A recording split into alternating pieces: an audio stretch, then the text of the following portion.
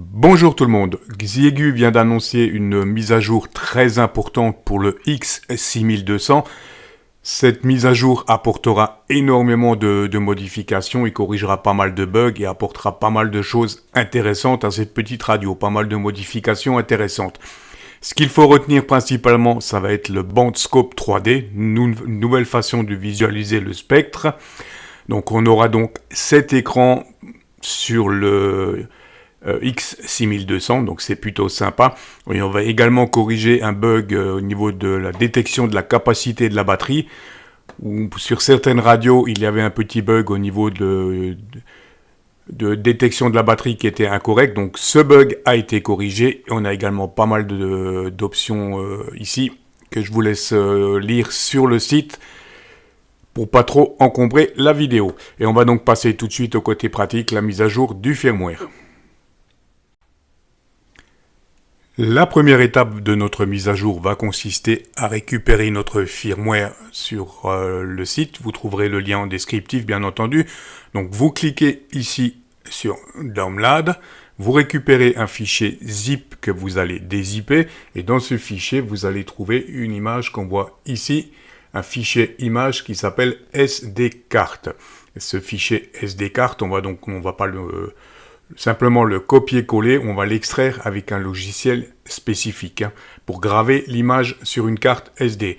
Donc on va insérer notre carte SD dans l'ordinateur et on passe tout de suite à l'étape de gravure de notre carte. Une fois notre carte SD insérée dans l'ordinateur, donc la première étape c'est de la formater en FAT32.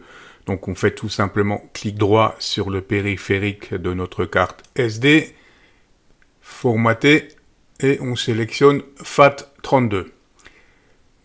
Une fois notre carte SD formatée, on peut graver l'image. Donc on récupère ce logiciel. Rufus, c'est le logiciel que j'utilise, mais vous pouvez utiliser n'importe quel logiciel de gravure d'image. Donc on sélectionne ici notre clé. On vient cliquer ici sur sélection pour récupérer, comme vous le voyez, SD card image. Donc c'est donc l'image qu'on a téléchargée juste avant. Ça, c'est bon. Et on fait démarrer pour lancer notre carte, pour graver notre carte.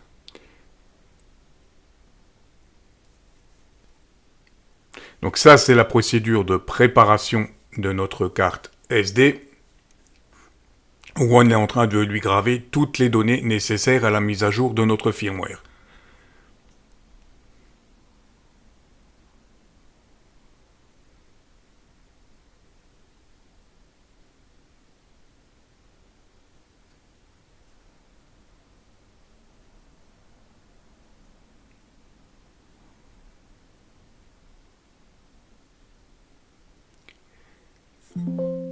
Voilà, notre petite carte SD est gravée, il ne nous reste plus qu'à passer à l'étape suivante. On est parti pour le côté pratique, on vient donc de créer notre petite carte SD. La première étape, ça va être de retirer, très important, la batterie de votre X6200. Il est donc alimenté sur une alimentation 12 volts externe. On vient insérer notre petite carte SD dans l'appareil. La petite carte SD est insérée dans l'appareil et on vient mettre à ce moment-là notre appareil en route.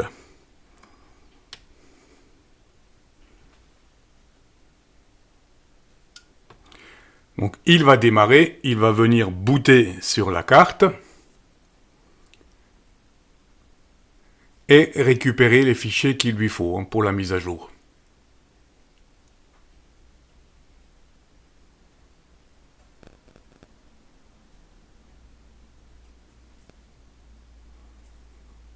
Voilà, comme vous pouvez le voir, il est en train de faire la mise à jour, de booter sur la carte.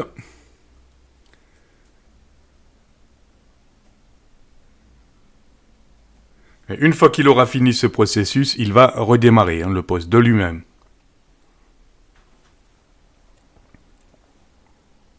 Là, on est à 100%.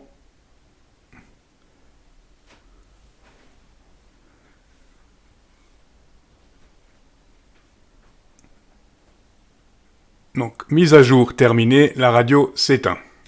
On vient retirer notre carte SD.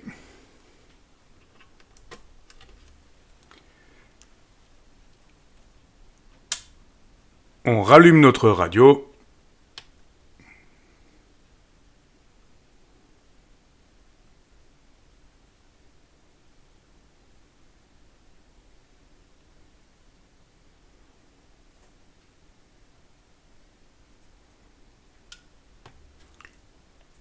Toujours aussi long à démarrer le 6200. Hein. Donc notre radio redémarre.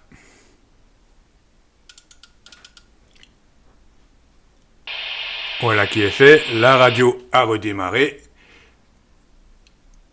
Donc on va aller dans menu Système Upgrade.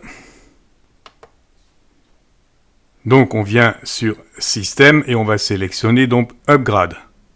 Upgrade firmware.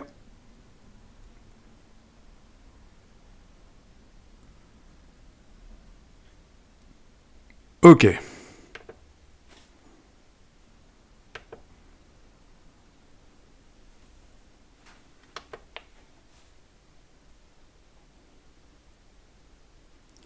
Notre procédure de mise à jour est lancée.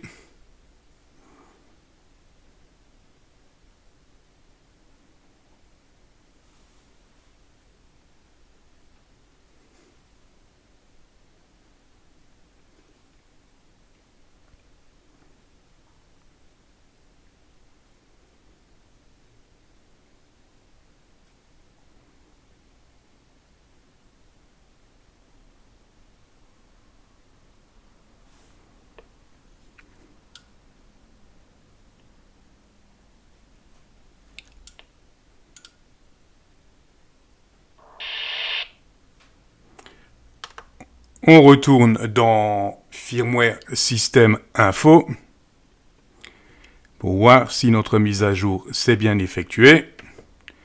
Et moi qu'on a bien passé application 1.7, firmware 1.07. Donc notre mise à jour s'est très bien déroulée. Et je vais donc tout de suite encore vous expliquer comment accéder à cette fameuse fonction Scope.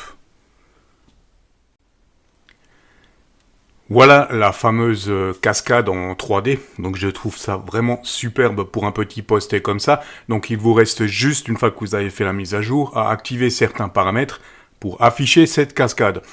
Donc première option, on va sur le menu Display, dans le menu 1, et on va vérifier que Audio Scope soit sur Off. Ensuite on va dans le menu 3, et on va tout simplement valider 3D Bandscope, le mettre sur On, et on peut également activer ici, visualiser le niveau de réception, comme vous le voyez ici, ce qui va donc vous afficher un petit S-mètre en haut à gauche au niveau de la cascade. Voilà pour les options. Une fois que vous avez ces paramètres, vous aurez cet affichage-là, qui est vraiment super. Donc on a cette nouveauté-là, on a le contrôle de la batterie, et également donc pas mal d'autres options. Là, je pense que Xiegu a fait un super boulot avec ce firmware, avec la mise à jour de ce firmware. J'espère que cette vidéo vous aura intéressé. Comme d'habitude, n'hésitez pas à me dire ce que vous en pensez. Et sur ce, je vous dis 73 et à très vite.